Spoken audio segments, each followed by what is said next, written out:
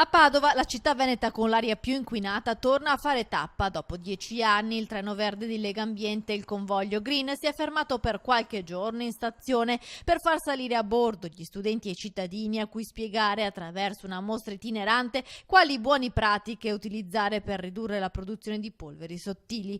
Basta auto, utilizzare il trasporto pubblico, la bicicletta o i monopattini elettrici, soluzioni che devono essere potenziate nelle città. Questo è il messaggio lanciato ai giovani cittadini e amministratori del futuro. Parlando di mobilità sostenibile, ad esempio, raccontiamo ai ragazzi come anche le strade possano essere più green. Quelle che vedete sono delle formelle che presentano delle varie applicazioni realizzate proprio attraverso il riciclo e il riuso degli pneumatici esausti. Ad esempio, con questa mostriamo agli studenti proprio come potrebbe essere l'asfalto di cui vi parlavo prima, quindi un asfalto molto più drenante, quindi molto più sicuro e anche più silenzioso. E questo è realizzato mescolando appunto il pulviscolo derivante dagli pneumatici esausti insieme all'asfalto, al briciolino dell'asfalto.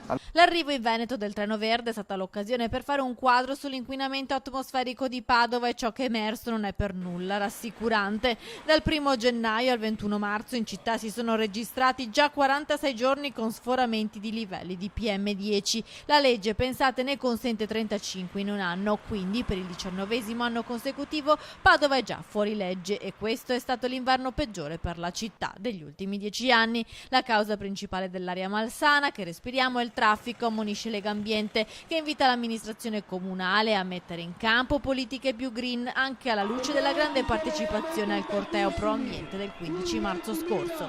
Quindi bisogna limitare il traffico dando delle alternative ai cittadini. Le alternative sono che il mezzo pubblico sia più frequente, perché tutti gli studi dicono che la gente prende il bus se non li deve aspettare più di 5-8 minuti.